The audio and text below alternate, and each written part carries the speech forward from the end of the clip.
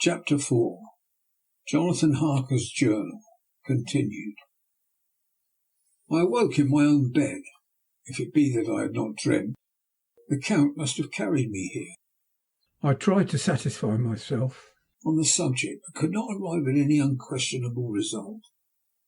To be sure, there were certain small evidences, such that my clothes were folded and laid by in a manner which was not my habit. My watch was still unwound, and I am rigorously accustomed to wind it in the last thing before going to bed, and many such details. But these things are no proof, for they may have been evidences that my mind was not as usual, and from some cause or another I had certainly been much upset. I must watch for proof. Of one thing I am glad, it was that the Count carried me here and undressed me. He must have been hurried in his task, for my pockets are intact. I am sure this diary would have been a mystery to him, which he would not have brooked. He would have taken or destroyed it. As I look around this room, although it has been to me so full of fear, it is now a sort of sanctuary, for nothing can be more dreadful than those awful women who are, waiting to suck my blood. 18th of May. I've been down to look at that room again in daylight, for I must know the truth. When I got to the doorway at the top of the stairs, I found it closed. It had been so forcibly driven against the jamb that part of the woodwork was splintered. I could see that the bolt of the lock had not been shot, but the door was fastened from the inside. I fear it was no dream, and I must act on this surmise.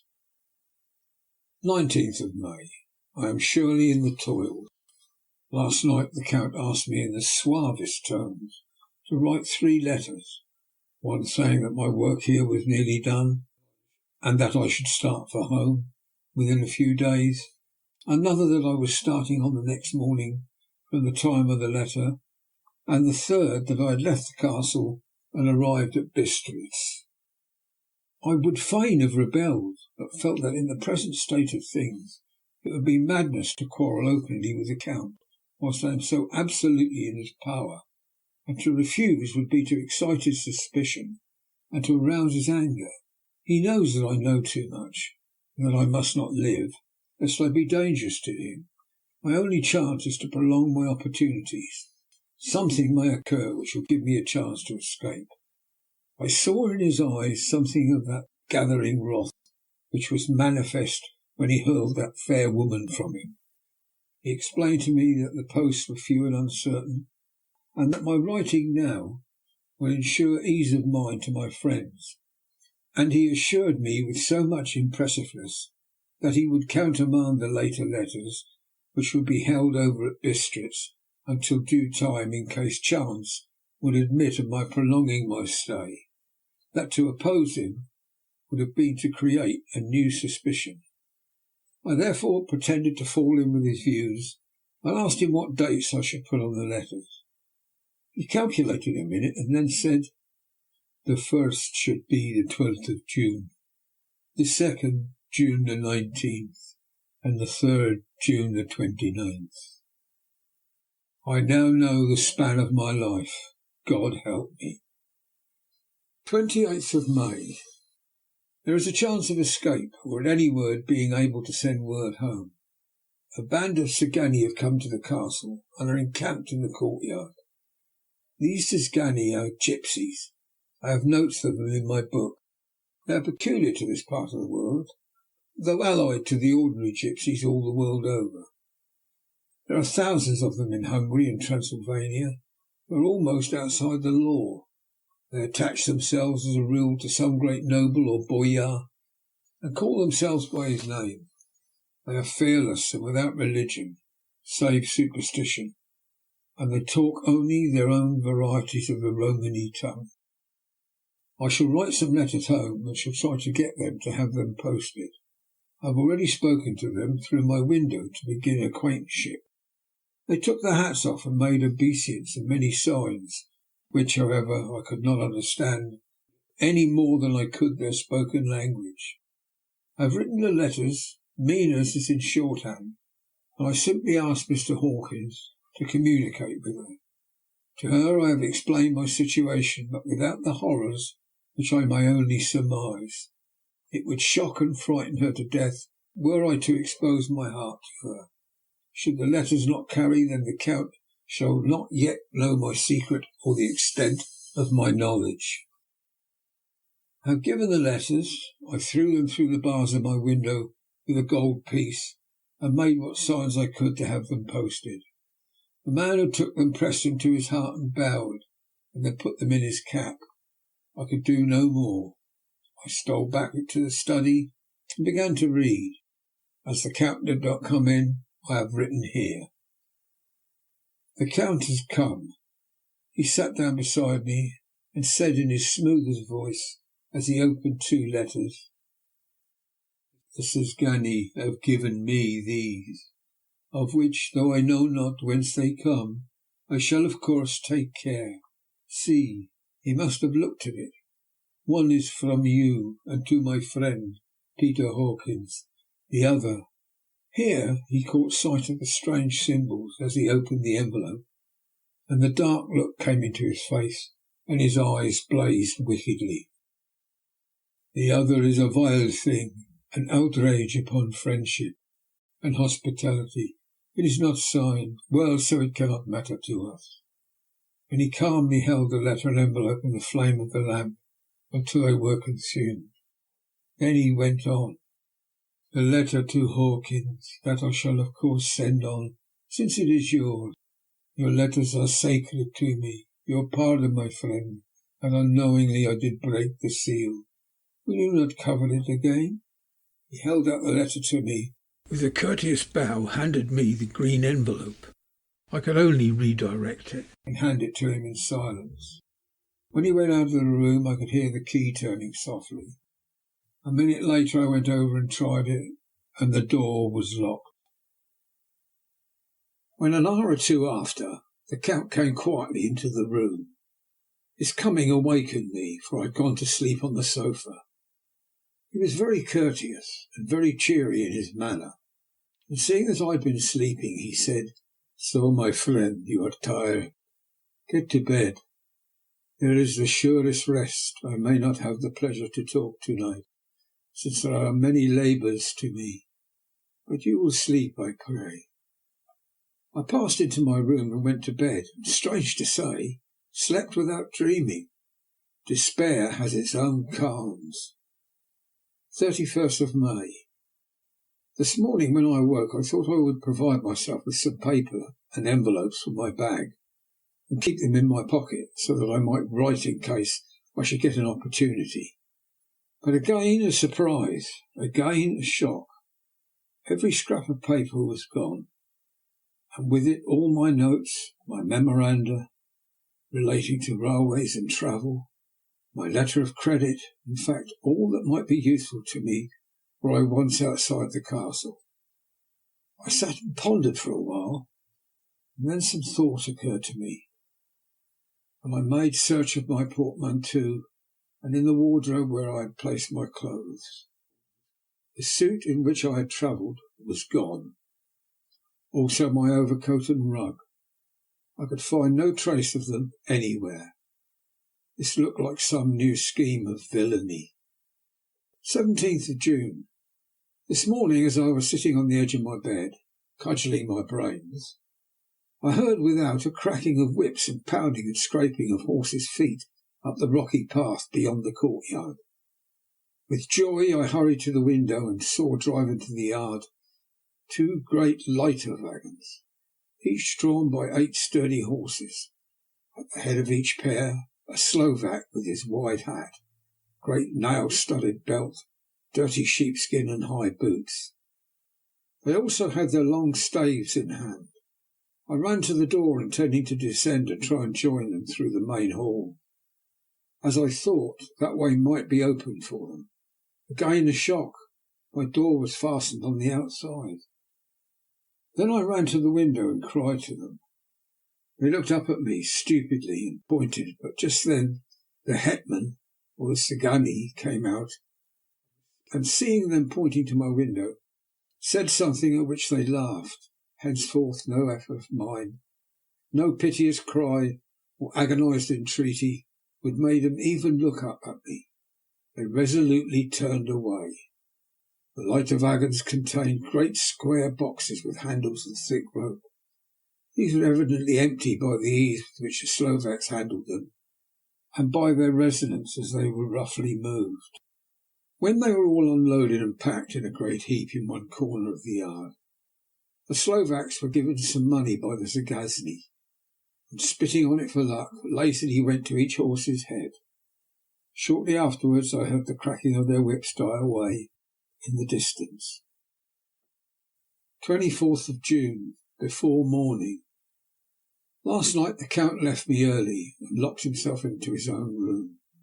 As soon as I dared, I darted up the winding stair and looked out of the window which opened south. I thought I would watch for the Count, for there is something going on. The Zagani are quartered somewhere in the castle and are doing work of some kind. I know it, for now and then I hear a far-away muffled sound, as of mattock and spade, and whatever it is, it must be the end of some ruthless villainy. I had been at the window somewhat less than half an hour when I saw something coming out of the Count's window. I drew back and watched carefully, and saw the whole man emerge. It was a new shock to me to find out he had on the suit of clothes which I had worn whilst travelling here, and slung over his shoulder the terrible bag which I had seen the women take away. There could be no doubt as to his quest, and in my garb too. This then is his new scheme of evil, that he will allow others to see me as they think, so that he may both leave evidence that I have been seen in the towns or villages posting my own letters, and that any wickedness which he do shall by the local people be attributed to me. It makes me rage to think that this can go on, and whilst I am shut up here, a veritable prisoner, but without that protection of the law which is even a criminal's right and consolation. I thought I would watch for the Count's return, and for a long time sat doggedly at the window. Then I began to notice there were some quaint little specks floating in the rays of the moonlight. They were like the tiniest grains of dust, and they whirled round and gathered in clusters in a nebulous sort of way. I watched them with a sense of soothing, and a sort of calm stole over me.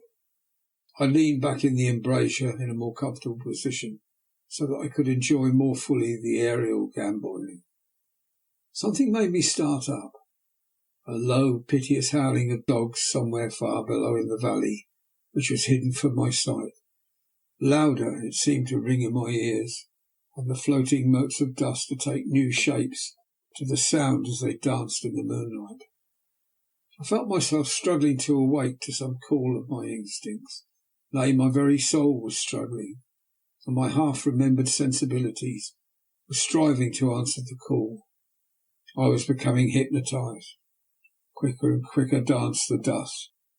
The moonbeams seemed to quiver as they went by me in the mass of the gloom beyond. More and more they gathered till they seemed to take dim phantom shape. Then I started, broad awake and in full possession of my senses, and ran screaming from the place. The phantom shapes which were becoming gradually materialized from the moonbeams were those of three ghostly women to whom I was doomed. I fled, and I felt somewhat safer in my own room, where there was no moonlight and where the lamp was burning brightly. When a couple of hours had passed, I heard something stirring in the Count's room, something like a sharp wail quickly suppressed.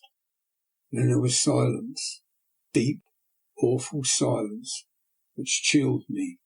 With a beating heart I tried the door, but I was locked in my prison and could do nothing. I sat down and simply cried. As I sat, I heard a sound in the courtyard without, the agonized cry of a woman. I rushed to the window, and throwing it up, peered out between the bars. There indeed was a woman with a dishevelled hair, holding her hands over her heart as one distressed with running. She was leaning against the corner of the gateway when she saw my face at the window, and threw herself forward and shouted in a voice laden with menace, Monster, give me my child." She threw herself on her knees, and raising up her hands, cried the same words in tones which wrung my heart. Then she tore her hair and beat her breast, and abandoned herself to all the violences of extravagant emotion.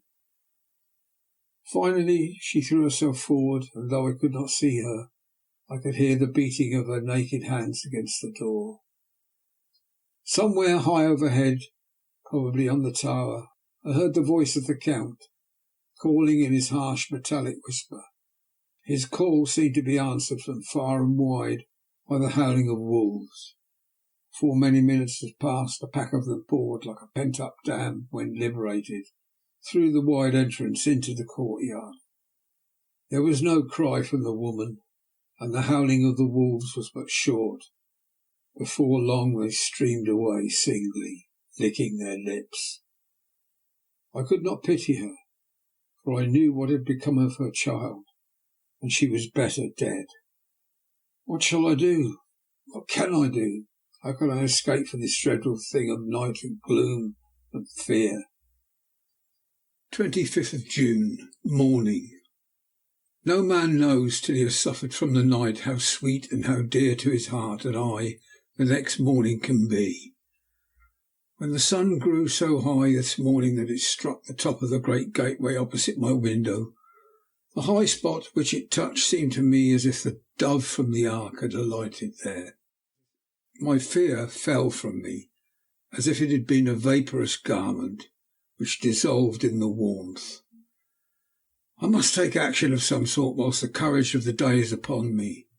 Last night one of my post-dated letters went to post, the first of that fatal series which is to blot out the very traces of my existence from earth. Let me not think of it. Action! It has always been at night time that I have been molested or threatened, or in some way in danger or in fear. I have not yet seen the Count in the daylight. Can it be that he sleeps when others wake? That he may be awake whilst they sleep? If only I could get into his room. But there's no possible way. The door is always locked. No way for me. Yes, there is a way, if one dares to take it. Where his body is gone, why may not another body go? I have seen him myself crawl from his window. Why should I not imitate him and go in by his window? The chances are desperate, but my need is more desperate still. I shall risk it. At the worst it can only be death, and a man's death is not a calf's, and the dreaded hereafter may still be open to me. God help me in my task. Goodbye, Mina. If I fail, goodbye, my faithful friend and second father. Goodbye all, and last of all, Mina. Same day, later. I have made the effort, and, God helping me, have come safely back to this room. I must put down every detail in order. I went whilst my courage was fresh straight to the window on the south side, and at once got out of the narrow ledge of stone which runs around the building on this side. The stones are big and roughly cut, and the mortar has by process of time been washed away between them. I took off my boots and ventured out on the desperate way. I looked down once so as to make sure that a sudden glimpse of the awful depth would not overcome me, but after that kept my eyes away from it. I knew pretty well the direction and distance of the Count's window, and made for it as well as I could, having regard to the opportunities available. I did not feel dizzy. I suppose I was too excited, and the time seemed ridiculously short till I found myself standing on the window sill and trying to raise up the sash. I was filled with agitation. However, when I bent down and slid feet foremost in through the window, then looked around for the Count, but with surprise and gladness made a discovery. The room was empty. It was barely furnished with odd things which seemed to have never been used. The furniture was something the same style as that in the south rooms, and was covered with dust. I looked for the key, but it was not in the lock, and I could not find it anywhere. The only thing I found was a great heap of gold in one corner. Gold of all kinds, Roman, British, Austrian and Hungarian and Greek, and Turkish money, covered with a film of dust that had lain long in the ground. None of it that I noticed was less than 300 years old. There were also chains and ornaments, some jewelled, but all of them old and stained. At one corner of the room was a heavy door. I tried it, for since I could not find the key to the room or the key to the outer door, which was the main object of my search, I must make further examination, or all my efforts would be in vain. It was open, and led through a stone passage to a circular stairway which went steeply down. I descended, minding carefully where I went, for the stairs were dark, being only lit by loopholes in the heavy masonry. At the bottom there was a dark tunnel-like passage, through which came a deathly sickly odour, the odour of old earth newly turned. As I went through the passage, the smell grew closer and heavier. At last I pulled open a heavy door which stood ajar, and found myself in an old ruined chapel, which had evidently been used as a graveyard. The roof was broken, and in two places were steps leading to vaults, but the ground had recently been dug over, and the earth placed in great wooden boxes, manifestly those which had been brought by the Slovak. There was nobody about. I made a search for any further outlet, but there was none. Then I went over every inch of ground, so as not to lose a chance. I went down even into the vaults where the dim light struggled, although to do so was a dread to my very soul. Into two of these I went, but I saw nothing except fragments of old coffins and piles of dust. In the third, however, I made a discovery. There, in one of the great boxes, of which there were 50 in all, on a pile of newly dug earth, lay the Count. He was either dead or asleep. I could not say which, for his eyes were open and stony, but without the glassiness of death, and the cheeks had warmth of life through all their pallor. The lips were as red as ever, but there was no sign of movement, no pulse, no breath, no beating of the heart. I bent over him and tried to find any sign of life, but in vain. He could not have lain there long, for the earthy smell would have passed away in a few hours. By the side of the box was its cover, pierced with holes here and there. I thought he might have the keys on him, but when I went to search I saw the dead eyes, and in them, dead though they were, such a look of hate, though unconscious of me or my presence, that I fled from the place, and leaving the Count's room by the window, crawled up again the castle wall. Regaining my room, I threw myself panting upon the bed and tried to think. 29th of June. Today is the date of my last letter, and the Count has taken steps to prove that it was genuine. For again I saw him leave the castle by the same window, and in my clothes. As he went down the wall, lizard fashion, I wished I had a gun or some lethal weapon I might destroy him. But I fear that no weapon wrought alone by man's hand would have any effect on him. I dared not wait to see him return, for I feared to see those weird sisters. I came back to the library and read there till I fell asleep. I was awakened by the Count, who looked at me grimly as a man could look, as he said, "Tomorrow, my friend, we must part. You return to your beautiful England, I to some work which may have such an end that we may never meet. Your letter home has been dispatched. Tomorrow I shall not be here, but all shall be ready for your journey. In the morning come the Cigani, who have some labours of their own here, and also come some Slovaks. When they have gone, my carriage shall come for you, and shall bear you to the Borgo Pass to meet the diligence from Bukovina to Bistritz. But I am in hopes that I shall see more of you at Castle Dracula." I suspected him and determined to test his sincerity. Sincerity, it seems, is like a profanation of the word to write it in connection with such a monster. So I asked him point blank, "Why may I not go tonight?" "Because, dear sir, my coachman and horses are away on a mission." but I would walk with pleasure. I want to get away at once." He smiled, such a soft, smooth, diabolical smile that I knew there was some trick behind his smoothness. He said, "And your baggage?" "I do not care about it. I can send for it some other time." The Count stood up and said with a sweet courtesy which made me rub my eyes, it seemed so real, "You English have a saying which is close to my heart, for its spirit is that which rules our boyars. Welcome the coming, speed the parting guest. Come with me, my dear young friend. Not an hour shall you wait in my house against your will.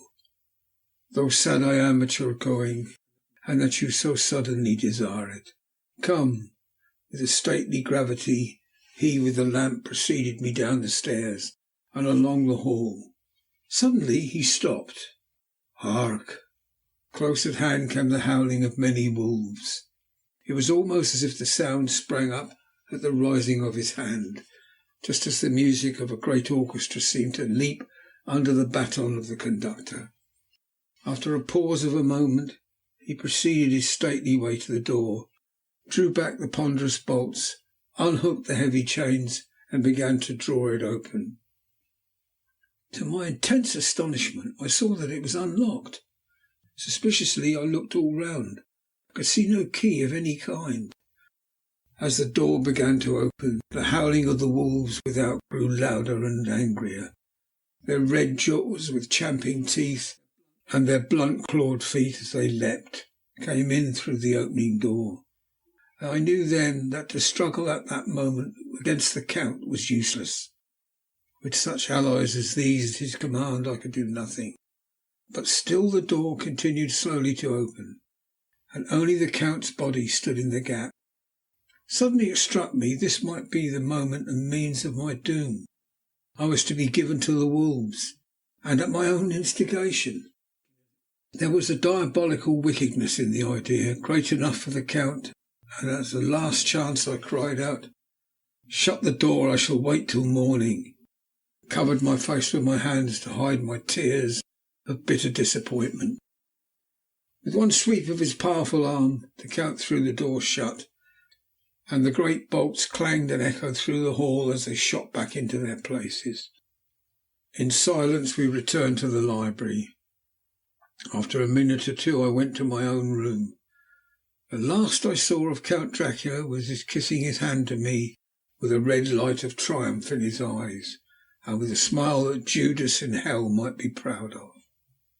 When I was in my room and about to lie down, I thought I heard a whispering at my door. I went to it softly and listened. Unless my ears deceived me, I heard the voice of the Count.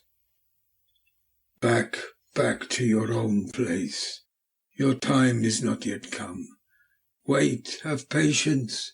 Tonight is mine. Tomorrow night is yours." There was a low, sweet ripple of laughter, and in a rage I threw open the door and saw without the three terrible women licking their lips. As I appeared, they all joined in a horrible laugh and ran away. I came back to my room, threw myself on my knees. It is then so near the end. Tomorrow, tomorrow, Lord help me, and those to whom I am dear. 30th of June, morning. These may be the last words I ever write in this diary. I slept till just before the dawn, and when I woke threw myself on my knees, for I determined that if death came he should find me ready. At last I felt that subtle change in the air, and knew that morning had come. Then come the welcome cockcrow, and I felt that I was safe. With a glad heart I opened my door and ran down to the hall. I had seen that the door was unlocked, and now escape was before me. With hands that trembled with eagerness, I unhooked the chains and drew back the massive bolts. But the door would not move. Despair seized me. I pulled and pulled at the door and shook it till, massive as it was, it rattled in its casement. I could see the bolt shot. It had been locked after I left the Count. Then a wild desire took me to obtain that key at any risk, and I determined then to scale the wall again and gain the Count's room.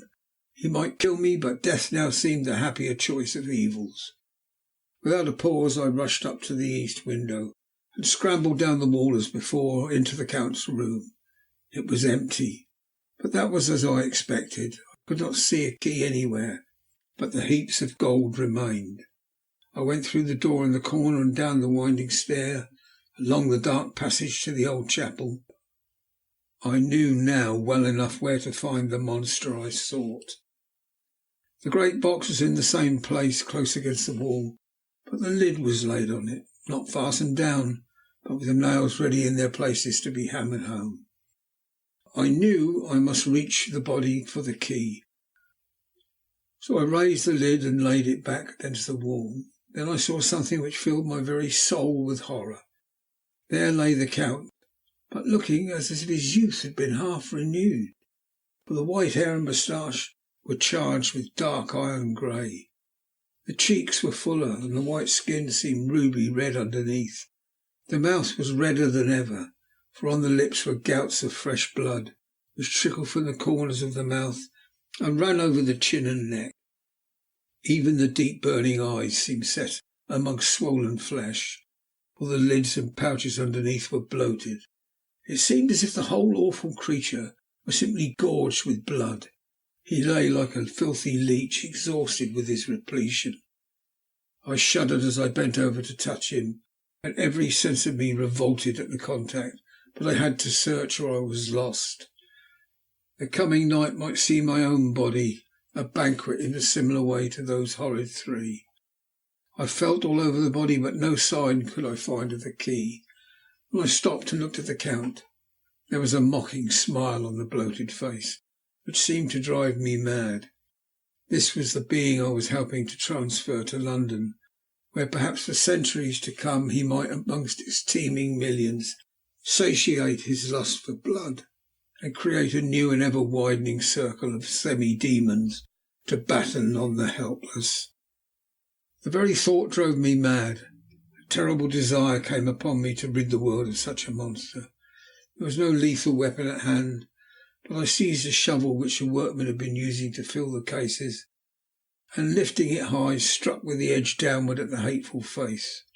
But as I did so, the head turned, and the eyes fell full upon me, with all their blaze of basilisk horror. The sight seemed to paralyse me, and the shovel turned in my hand. I glanced from the face, merely making a deep gash above the forehead. The shovel fell from my hand across the box, and as I pulled away, the flange of the blade caught the edge of the lid, which fell over again, and hid the horrid thing from my sight.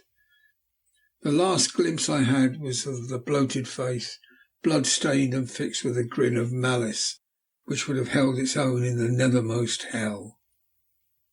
I thought and thought what should be my next move, but my brain seemed on fire and waited with a despairing feeling growing over me.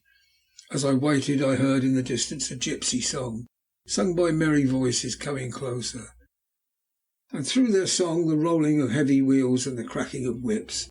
The Sagani and the Slovaks, of whom the Count had spoken, were coming. With a last look round at the box which contained the vile body, I ran from the place and gained the Count's room, determined to rush out at the moment the door should be opened. With strained ears I listened, and heard downstairs the grinding of the key in the great lock, and the falling back of the heavy door. There must have been some other means of entry, or someone had a key for one of the locked rooms. Then there came the sound of many feet, tramping and dying away in some passage, which sent up a clanging echo. I turned to run down again towards the vault, where I might find the new entrance. But at the moment there seemed to come a violent puff of wind, and the door to the winding stair blew to with a shock that set the dust from the lintels flying. When I ran to push it open, I found that it was hopelessly fast. I was again a prisoner, and the net of doom was closing round me more closely. As I write, there is in the passage below a sound of many tramping feet and the crash of weights being set down heavily. Doubtless the boxes with their freight of earth. There is a sound of hammering as the box is being nailed down. Now I can hear the heavy feet tramping again along the hall. with many other idle feet coming behind them. The door is shut and the chains rattle. There is a grinding of the key in the lock. I can hear the key withdraw. Then another door opens and shuts. I hear the creaking of lock and bolt. Hark! In the courtyard and down the rocky way, the roll of heavy wheels, the crack of whips, and the chorus of the Sagani as they pass into the distance. I am alone in the castle with these awful women. Mina is a woman, and there is naught in common. They are devils of the pit. I shall not remain alone with them. I shall try to scale the castle wall further than I have yet attempted. I shall take some of the gold with me, lest I want it later. May I find a way from this dreadful place. And then away for home, away to the quickest and nearest train, away from this cursed spot, from this cursed land, where the devil and his children still walk with earthly feet. At least God's mercy is better than those of these monsters, and the precipice is steep and high. At its foot a man may sleep, as a man. Goodbye all, Mina. End of chapter